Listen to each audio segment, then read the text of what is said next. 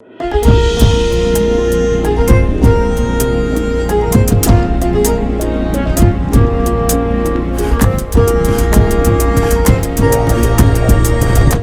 ጤና ይስጥልን ውድ የፈታ ዴሊ ተከታታዮቻችን በዕለተ ሰኞ ምሽት ጥንቅራችን ላይ እንገኛለን። በዕለቱ መራርጠን ያዘጋጀናቸውን ሀገራዊና ዓለም አቀፋዊ መረጃዎች ለመከታተል እንዲያመቻችሁ በቅድሚያ ዋና ዋናዎቹን ጠቆም እናርጋችሁ። የኤርትራው ፕሬዝዳንት ኢሳያስ አፈወርቂ የትግራይ ፖለቲካ የጀርባ መሪ መሆናቸውንና ከአመራሮቹ ጋር በመሆን አዲስ የጦርነት እቅድ ማውጣታቸውን የሚገልጽ መረጃ ይፋ ሆኗል። አርሚ 7 የተባለው የህወሓት ወታደራዊ ኃይል በረራዎችን እስከ ማስተጓጎል የደረሰ እርምጃ መውሰዱ ተሰምቷል። የፌዴራል መንግስቱን የጥንቃቄ አካሄድ ጋር በተያያዘ መረጃ ያነሳው ጉዳይ አለ፣ ይሰሙታል። ከታላቁ ህዳሴ ግድብ ድል በኋላ በአባይ ወንዝ ላይ አዲስ የልዩነት ግንባር ተከፍቷል። ዓለም አቀፉ ትኩረት ወደ መካከለኛው ምስራቅ በዞረበት በዚህ ወቅት አዲስ አበባና ካይሮ በአባይ ዳርቻ ወደሚገኘው አዲሱ የፖለቲካ ፍጥጫ ተመልሰዋል። ግብጽ በህዳሴ ግድብ ላይ የነበራትን የቆየ ክርክር አሁን ወደ አዲስ አቅጣጫ በማዞር አዲስ የዲፕሎማሲ ግንባር መክፈቷ ተሰምቷል። ዝርዝር መረጃውን ይዘነዋል።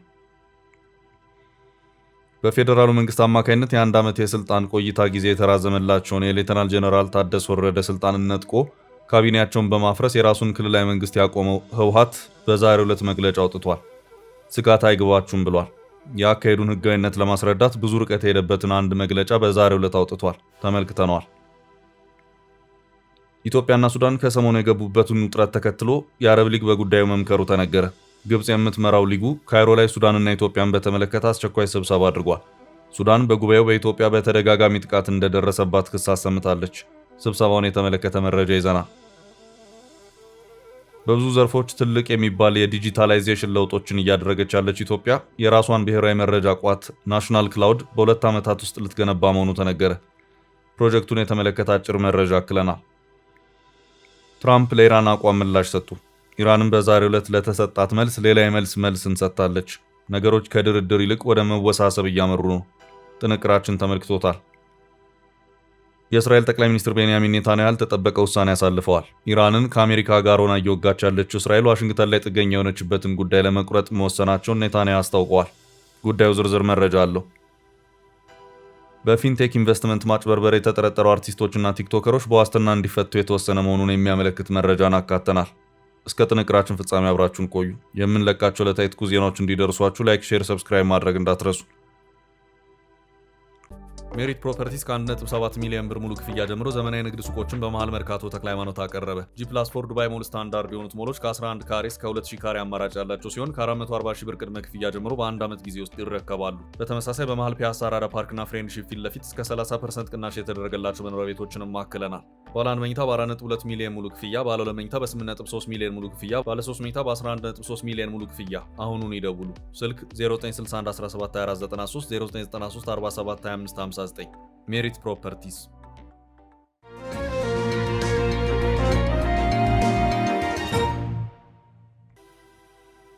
ኢሳያስ ከመፈንቅለ መንግስቱ ጀርባ በረራ ያቋረጠው ጦር። የኤርትራው ፕሬዝዳንት ኢሳያስ አፈወርቂ የትግራይ ፖለቲካ የጀርባ መሪ መሆናቸውንና ከአመራሮቹ ጋር በመሆን አዲስ የጦርነት እቅድ ማውጣታቸውን የሚገልጽ መረጃ ይፋ ሆኗል። የህወሓት ወታደራዊ ኃይል በረራዎችን እስከ ማስተጓጎል የደረሰ እርምጃ መውሰዱም ተሰምቷል። የዴሞክራሲያዊ ስምረት ትግራይ ፓርቲ ከፍተኛ አመራር የሆኑት አቶ ጣዕመ አረዶም ለሪፖርተር ጋዜጣ በሰጡት ቃል የኤርትራው ፕሬዝዳንት ኢሳያስ አፈወርቂ በትግራይ ፖለቲካ ውስጥ በቀጥታ ጣልቃ በመግባት የጀርባ መሪ እየሆኑ መምጣታቸውን ገልጸዋል። እንደ አቶ ጣዕመ ገለጻ የህወሓት ከፍተኛ አመራሮችና ወታደራዊ ጄኔራሎች ከፕሬዝዳንት ኢሳያስ ጋር በቅርቡ ሚስጥራዊ ስብሰባዎችን ሲያካሂዱ ቆይተዋል። ይህ ግንኙነት በክልል ውስጥ ያለውን የሰላም አየር ወደ አዲስ የጦርነት አጀንዳ እየቀየረው መሆኑን አመራሩ በአጽንኦት ጠቁመዋል። የዚህ ሚስጥራዊ ግንኙነት ዓላማ አዲስ የጦርነት እቅድ ለማውጣት እንደሆነ የተጠቆመ ሲሆን በስብሰባው ላይ የህወሓት ወታደራዊ መኮንኖች፣ የሻዕቢያ ጄኔራሎችና የፋኖ ኃይል ተወካዮችም ጭምር መገኘታቸውን አቶ ጣዕመ በሰጡት ቃል ጠቅሰዋል። ጦርነቱ ቢጀመር ኃይሎች በየትኛው ግንባር እንደሚሰማሩ ዝርዝር እቅድ መውጣቱንና የኤርትራ ጄኔራሎች እስከ ቆቦ ድረስ ያለውን መሬት በአካል ተገኝተው ቅኝት ማድረጋቸውም ተገልጿል። ይህ እንቅስቃሴ የፕሪቶሪያውን የሰላም ስምምነት አደጋ ላይ የሚጥልና በትግራይ ጊዜያዊ አስተዳደር ላይ የሚደረገውን ጫና የሚያጠናክር መሆኑ ተመልክቷል። የዚሁ ውጥረት መገለጫ ተደርጎ የሚወሰደው ሌላው ክስተት ደግሞ የኢትዮጵያ አየር መንገድ ወደ ሽረ፣ አክሱምና መቀሌ ያደረጋቸው በረራዎች መስተጓጎል ነው። ስማቸው እንዳይጠቀስ የፈለጉ አንድ የፖለቲካ ተንታኝ ለሪፖርተር ጋዜጣ በሰጡት ቃል እንደሚሉት ወደ ሽረና አክሱም የተደረጉ የምሽት በረራዎች ማረፍ እንደማይችሉ ምልክት ተሰጥቷቸው ወደ አዲስ አበባ እንዲመለሱ ተደርጓል። ይህ ድርጊት በጀነራል ምግበ በሚመራው የምዕራብ ግንባር ኃይል አማካይነት የተፈጸመ መሆኑን ምንጩ ጠቁሟል። የፌዴራል መንግስት ለጉዳዩ የሰጠው ምላሽ እስካሁን ከወትሮ የተለየ ትዕግስት የተሞላበት መሆኑን ተንታኙ ይገልጻሉ። የፌዴራል ባለስልጣናት ከፕሬዝዳንት ሌተናል ጀነራል ታደሰ ወረደ ጋር ባደረጉት ንግግር ችግሩ በውይይት እንዲፈታና በድንገት በረራ ከማቋረጥ ይልቅ ቀስ በቀስ ማስተካከያ እንዲደረግ ተስማምተዋል። ሆኖም ግን በትግራይ በኩል ያሉ ወታደራዊ ኃይሎች በረራዎችን ለማስተጓጎል የሚያደርጉ ጥረት በፌዴራል መንግስት በኩል አንዳንድ መሰረተ ልማቶችን ወደ ማቋረጥ የሚያመራ ውሳኔ ሊያስከትል እንደሚችል ተንታኙ ገልጸዋል። በአጠቃላይ አሁን ያለው ሁኔታ የጦርነት ድግስ እንደሆነ የሚገልጹት ተንታኙ የፕሬዝዳንት ኢሳያስና ከጀርባቸው ያሉ ኃይሎች ጣልቃ ገብነት ካልተገታ ጦርነቱ የማይቀር ሊሆን እንደሚችል አሳስበዋል። ግጭት ከተቀሰቀሰ የፌዴራል መንግስት በድሮን የታገዘ ውስን ወታደራዊ እርምጃ ሊወስድ እንደሚችልና ይህም ውጥረት የባህር በር አጀንዳን ያማከለ ሰፊ ጦርነት የመቀስቀስ አቅም እንዳለው ጠቁመዋል። ምንም እንኳን የምርጫ ጊዜን እንደ ዕድል በመጠቀም ጦርነት ሊከፈት ይችላል የሚሉ ግምቶች ቢኖሩም ተንታኙ ግን ዓለም አቀፉ ማህበረሰብ በአሁኑ ወቅት አዲስ ጦርነት እንዲከፈት እንደማይፈቅድ ያላቸውን እምነት ገልጸዋል። በመሆኑም ይህ በሁለት ወገን የተካረረ ፖለቲካዊ ፍጥጫ የትግራይን ህዝብ ወደ ሌላ መከራ እንዳይከተው ከፍተኛ ጥንቃቄ የሚሻ መሆኑ ተመልክቷል።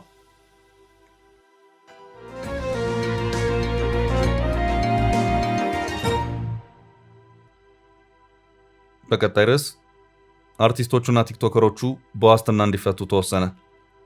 በፊንቴክ ኢንቨስትመንት ማጭበርበር የተጠረጠሩ አርቲስቶችና ቲክቶከሮች በ500 ሺህ ብርና 400 ሺህ ብር ዋስትና እንዲፈቱ ተወሰነ።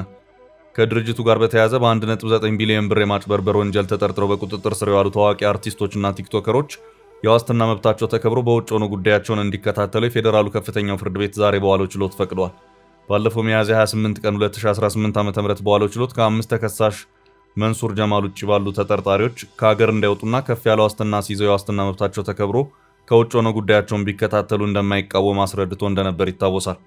ዛሬ በዋለው ዝግ ችሎት ተጠርጣሪዎቹ ዋስትና መብታቸው ተከብሮላቸው ከእስር ተፈተው በውጭ ሆነው ጉዳያቸውን እንዲከታተሉ ፍርድ ቤት ወስኗል። በዚህ መሰረት ከ1 እስከ 4 ያሉ ተከሳሾች ማለትም ሰራዊት ፍቅሬ፣ ሰለሞን ቦጋለ፣ ይገረም ደጀኔና ዳንኤል ተገኝ በ500 ሺህ ብር ዋስትና እንዲወጡ ሲፈቀድላቸው 6ኛና 7ኛ ተከሳሽ አብርሃም ግዛውና ካሊድ ናስር በ400 ሺህ ብር እንዲወጡ ፍርድ ቤቱ መወሰኑን ጠበቃ አበባው አበበ እንደነገሩት ሸገር ሬዲዮ አመልክቷል። 5ኛ ተከሳሽ መንሱር ጀማልን በተመለከተ አቃቤ ሕግ ባቀረበው መቃወሚያ ላይ ውሳኔ ለመስጠት ዛሬ 8 ሰዓት ቀጠሮ መሰጠቱን ጠበቃ አበባው አበበ የተናገሩ መሆኑን ያመለከተው ዘገባው ከዚያ በኋላ ጉዳዩ ምን ደረጃ ላይ እንደደረሰ ግን የወጣ መረጃ የለም። ሆኖም ሁሉም ተከሳሾች ከሀገር እንዳይወጡ ገዳም የተጣለባቸው መሆኑ ታውቋል።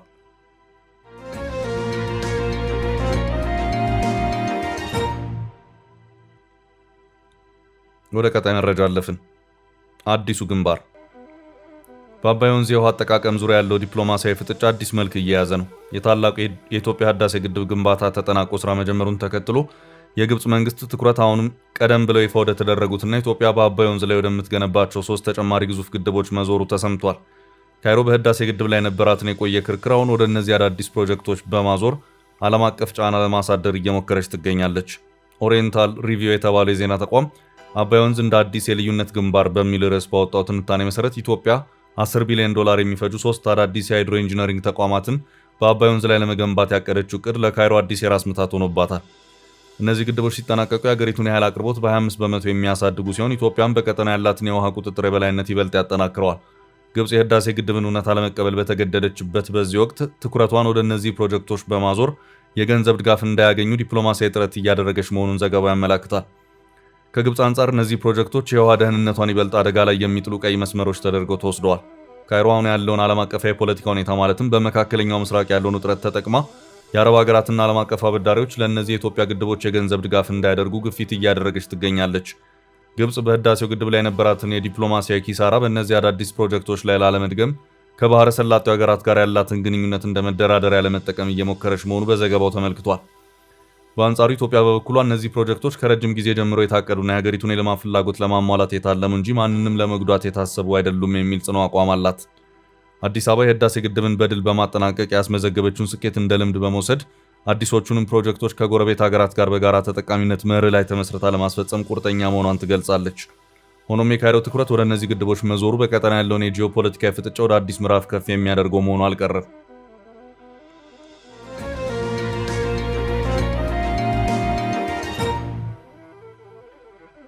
በቀጣይ መረጃ ስጋት አይግባችሁ ህወሓት በፌዴራል መንግስት አማካይነት የ1 ዓመት የስልጣን ቆይታ ጊዜ የተራዘመላቸውን የሌተናል ጀነራል ታደሰ ወረደ ስልጣንን ነጥቆ ካቢኔያቸውን በማፍረስ የራሱን ክልላዊ መንግስት ያቆመው ህወሓት በዛሬው ዕለት መግለጫ አውጥቷል። በዚህም ህወሓት የኔ ወደ አመራር ቦታው መመለስ በርካታ ያልተሰሩ ስራዎችን እንዲሰሩ ያደርጋልን ብሏል። የትግራይ ህዝብን አንድነት እንዲመለስ አደርጋለሁ ያለው ህወሓት የትግራይ ሉዓላዊ ድንበሮች መከበር አለባቸው፣ በወራሪዎቹ ስር እየተሰቃዩ ያሉና የሚጨቆኑ ወገኖቻችን ነፃ መውጣት ይገባቸዋል፣ የተፈናቀሉ ወገኖቻችንም ወደ ቤታቸው መመለስ አለባቸው፣ በጦርነቱ ወቅት የዘር ማጥፋት ወንጀለኞችም ተጠያቂ መደረግ ይኖርባቸዋል በማለትም ያንኑ የቀደመውን ሀሳቡን በአዲስ መልኩ ደግሞ አቅርቦታል። ህወሓት የሱ ስልጣን መያዝ ትግራይን ለመበታተን የሚመጡትን አደጋዎች ለመቀልበስ የሚረዱ መሆኑን፣ በዚህም እንደ ህዝብ ሊገጥም የሚችል አደጋን አመቺ በሆነ መዋቅርና ቅንጅት ለመቋቋም ይረዳል በማለትም የፓርቲውን የክልሉ መንግስት በራሱ መንገድ መጠቅለልን አሞካሽቶታል። ሁሉንም ልዩነቶች በውይይትና በድርድር ለመፍታት ዝግጁ ነኝ ያለው ህወሓት ከፌዴራሉ መንግስት ይሁንታ ውጪ ሌተናል ጀነራል ታደሰ ወረደን ማንሳቱና የጊዜያዊ አስተዳደሩንም ማፍረሱ ሌላ አዲስ ጦርነት ሊቀሰቅስ ይችላል የሚለውንም የብዙዎች ስጋት በተመለከተ ህወሓት ስጋት አይግባቸው አይነት ሀሳብን በዚሁ መግለጫው ላይ አስፍሮም ታይቷል። ህወሓት በመግለጫው ህዝቡ የመረጠውን መንግስት ወደ ነበረበት እንዲመለስ ማድረግ በምንም መልኩ የጦርነት ምክንያት ብዬ አላምንም ሲልም አስታውቋል። ህወሓት የወሰደውን እርምጃ ተከትሎ የጊዜያዊ አስተዳደሩ ፕሬዝዳንት ሌተናል ጀነራል ታደሰ ወረደን ጨምሮ በርካታ አካላት ተቃውሞታል። ብዙዎችም አካሄዱ ህገወጥ ነው በማለትም የዳግም ጦርነት ስጋት ሲሉም ማስጠንቀቂያቸውን ሰጥተውበታል።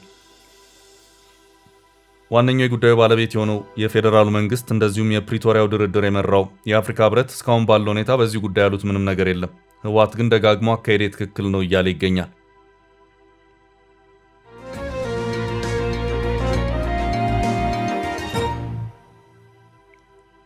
በቀጣይ ርዕስ አረቦቹ በሱዳንና በኢትዮጵያ ጉዳይ አስቸኳይ ምክክር አደረጉ። ኢትዮጵያና ሱዳን ከሰሞኑ የገቡበትን ውጥረት ተከትሎ የአረብ ሊግ በጉዳዩ ላይ መምከሩ ተነገረ። ግብጽ የምትመራው ሊጉ ካይሮ ላይ ሱዳንና ኢትዮጵያን በተመለከተ አስቸኳይ ስብሰባ አድርጓል። ሱዳን በጉባኤው በኢትዮጵያ በተደጋጋሚ ጥቃት እንደደረሰባት ክስ አሰምታለች። ባሳለፍነው ሳምንት መጀመሪያ ሱዳን ከኢትዮጵያ የተነሳ ጥቃት እንደደረሰባት በመግለጽ ክስ ማሰማቷ ይታወሳል። የካርቱም አየር ማረፊያ ከባህር ዳር በተነሳ ድሮን ተመትቷል ያለችው ሱዳን ከፍተኛ ጦር ወደ ድንበር አስጠግታለች። ለሱዳን ጦር ወደ ድንበር መጠጋት እስካሁን ከአዲስ አበባ ምላሽ ያልተሰጠ ቢሆንም በርከት ያለው የዜና ምንጮች የኢትዮጵያ መከላከያ ወደ ሁመር አካባቢ ሜካናይዝድ ጦር ማንቀሳቀሱን ይገልጻሉ። የሱዳን ጦር በኢትዮጵያ ድንበር አቅራቢያ የምትገኘውን ስትራቴጂካዊቷን የብሉ ናይል ከተማ ዳግም መቆጣጠሩን ማስታወቅ ይታወሳል። ጦሩ ከፈጥኖ ደራሽ ኃይል አርኤስኤፍ እና ከሱዳን ህዝብ ነጻነት ንቅናቄ ሰሜን ኤስፒኤልኤምኤን ታጣቂዎች ጋር ለቀናት የዘለቀ ከባድ ውጊያ ካደረገ በኋላ በኢትዮጵያ ድንበር አቅራቢያ በብሉ ናይል ግዛት የምትገኘውን ስትራቴጂካዊቷን የአልካይሊ ከተማን ዳግም ይዣለሁ ብለዋል። በሱዳንና በኢትዮጵያ መካከል ያለው ጥረት በዋሽንግተንም ትኩረት የተሰጠው ሲሆን ዋሽንግተን ሱዳን በእጅ አዙር ጦርነት ውስጥ እንዳትዘፈቅ ማሳሰቡ የሚታወስ ነው። እንደ ሳውዲ አረቢያ ያሉ የግብጽና የሱዳን ጦር አጋሮችም ኢትዮጵያንና የተባበሩት አረብ ኤምሬትስን የሚያወግዙ መግለጫዎችን ማውጣታቸው ይታወሳል። አሁን ላይ የአረብ ሀገራት ስብስብ የሆነው የአረብ ሊግ ውጥረቱን አስመልክቶ አስቸኳይ ውይይት ካይሮ ላይ በትናንትናው ዕለት ማድረጉ ተዘግቧል። ሊጉ ኢትዮጵያ ሱዳን ላይ ጥቃት ፈጽማለች በሚል አጀንዳ ነው የተሰበሰበው። የሊጉ የአሁኑ ሰብሳቢ የባህሬን የግብጽ አምባሳደር የሆኑት ፈውዚያ ቢንት አብዱላህ ዘይናል ስብሰባውን መምራታቸውን ሚድል ኢስት ሞኒተር የተሰኘ ዜና ምንጭ ዘግቧል። የሊጉ አባል የሆነች ሱዳን ተጠቅቻለሁ ስትል አጀንዳውን ማስያዟን ምንጩ አመልክቷል። በስብሰባው ሱዳን በኢትዮጵያ ደረሰብኝ ያለችውን ጥቃት በዝርዝርና በስፋት ለአረብ ሀገራቱ አብራርታለች። ስብሰባውን የመሩት የባህሬኗ ዲፕሎማት የሱዳን መረጋጋት የአረብ ሊጉ ቀዳሚ አጀንዳ መሆኑን ገልጸው ጉዳዩ በዲፕሎማሲ እንዲፈታ ፍላጎት እንዳላቸው ተናግረዋል። ቀጠናውን ወደ ተባባሰ ግጭት የሚያስገባ እርምጃ እንዳይወሰድ ማስጠንቀቃቸውንም ዘገባው አመልክቷል። በስብሰባው ላይ በግብጽ የሱዳን አምባሳደር የሆኑት ኢማድ አዳዊ ኢትዮጵያ ተደጋጋሚ ጥቃት በህብረቱ አባል ሀገር ሱዳን ላይ ፈጽማለች ብለዋል። የአረብ ሊግ አስቸኳይ ንግግሩ የጠራው ሱዳን በኢትዮጵያ ያላትን አምባሳደር ባስጠራሽ ማግስት መሆኑም ተነግሯል።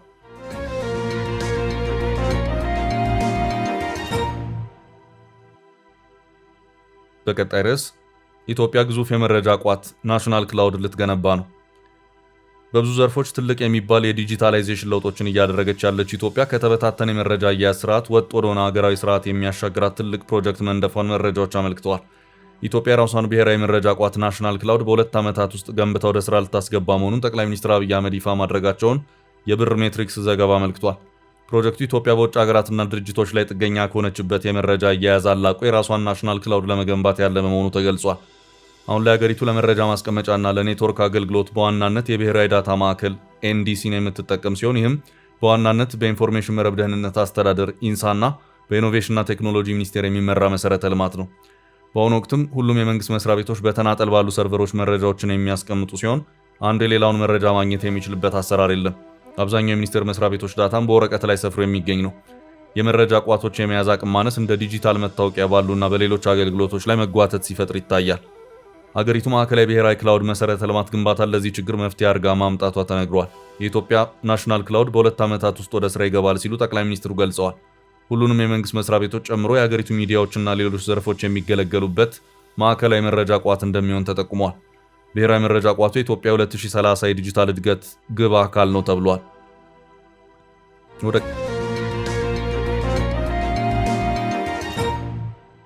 ቀጣይ ርዕስ ተሻገር። ኢራን አጸፋዊ መልስ ሰጠች። አሜሪካና ኢራን ከአንድ ጊዜ በላይ መደራደር ባይችሉም በሶስተኛው ወገን ፓኪስታን በኩል በጽሁፍ መልእክት መደራደር ከጀመሩ ዋላ ደር ብለዋል። በጽሁፍ የአቋም ልውውጣቸውም አንደኛ የሌላኛውን የመደራደሪያ አቋሞች አንጥሮና ለይቶ አውቋል። በዚህም ኢራን ምን ትፈልጋለች፣ እንደዚሁም አሜሪካ የሚለው ጉዳይ ቁልጭና ግልጽ ያለ ጉዳይ ሆኗል። አሜሪካ የራሷን የመደራደሪያ ነጥቦች ለኢራን ልካለች። እንደዚሁም ኢራንም የአሜሪካንን አቋም ከመመርመር ባሻገር በእኔ በኩል ያለው አቋም ደግሞ ይሄ ነው ስትል ሀሳቧን ለአሜሪካ አስታውቃለች። ኢራን የአሜሪካን ጥያቄ ገደብ የለሽ ልክ ያጣ ሁሉንም ልውሰድ የሚል በማለት አጥብቃ ስትተቸው፣ በትናንትናው ዕለት የኢራንን የመደራደሪያ አቋም የተመለከቱት ፕሬዚዳንት ዶናልድ ትራምፕ ደግሞ ፈጽሞ ተቀባይነት የሌለው በማለት ውድቅ አድርገውታል። ይህንኑ የትራምፕን ምላሽ በመከተልም ኢራን በዛሬው ዕለት በውጭ ጉዳይ ሚኒስትሯ ቃል አቀባይ እስማኤል ባጋይ በኩል ሌላ ምላሽን ሰጥታለች። ቃል አቀባዩ ለትራምፕ የኢራን ሀሳብ ተቀባይነት የለውም ምላሽ በሰጡት ሌላ ምላሻቸው ቴህራን ከህጋዊ መብቶቿ ውጭ የሆነ ጥያቄ አላቀረበችም ሲሉም ተናግረዋል። ቃል አቀባዩ ቴህራን ለአሜሪካ ባቀረበችው ጥያቄም በሁሉም ግንባሮች የሚካሄዱ ውጊያዎች እንዲቆሙና አሜሪካ በኢራን ወደቦች ላይ ጣለችው እገዳን እንድታነሳ የጠየቁ መሆኑን አመላክተዋል። ከዚህም በተጨማሪ ወደፊት ኢራን ላይ ጥቃት እንደማይፈጸም ዋስትና እንዲሰጥም ጠይቃለችም ብለዋል። የባህር ላይ እገዳ ተብሎ የሚገለጸው በኢራን መርከቦች ላይ የሚፈጸም የባህር ላይ ውንብድና እንዲቆም እንዲሁም በውጭ ባንኮች የታገደውና የኢራን ህዝብ ንብረት የሆነው ሀብት እንዲለቀቅ ጭምር ጠይቀናል ሲሉም አክለዋል። በእቅድ ውስጥ የተካተቱት ነጥቦች ምክንያታዊና ለጋስ መሆናቸውን የተናገሩት ባጋይ በአንጻሩ ግን አሜሪካ ምክንያታዊ ያልሆኑ ጥያቄዎችን እያቀረበች ነው ሲሉ ከሰዋል። አሜሪካና እስራኤል በዚህ ድርድር ውስጥ በዋነኝነት ማንሳት የሚፈልጉት የኢራን ኒውክሌር ጉዳይ ሲሆን ኢራን ይህንን ጉዳይ በተመለከተ እየሰጠች ያለችው ግምት ዝቅ ያለ መሆኑ ሁለቱን ሀገራት እያበሳጨ ይገኛል። ትራምፕ በትናንትናው ዕለት የኢራን ምላሽ ከደረሳቸው በኋላ ፈጽሞ ተቀባይነት የሌለው ሀሳብ በማለትም በማህበራዊ ትስስር ገጻቸው ላይ ባሰፈሩት መልእክታቸው ቁጣቸውን ገልጸዋል። በትናንትናው ዕለት አየር ላይ ከዋለው የሲቢኤስ ኒውስ ቴሌቪዥን 60 ደቂቃ ፕሮግራም ጋር ቆይታ ያደረጉት የእስራኤሉ ጠቅላይ ሚኒስትር ቤንያሚን ኔታንያሁ የሀገራቸው ዋነኛ ጭብጥ የኢራን ኒውክሌር ፕሮግራም ጉዳይ መሆኑን አመልክተው በዚህም በጦርነት ወቅት ከወደመው የኢራን የኒውክሌር ማዕከላት ውስጥ ዋነኛ የኒውክሌር መስሪያ ግብዓት የሆነውን የበለጸገ ዩራኒየም ከኢራን ምድር እንዲወጣ ማድረግ መሆኑንም ጠቁመዋል። ኔታንያሁ ይህም ከተቻለ በድርድር ካልሆነም በኃይል እንደሚሆንም አመላክተዋል።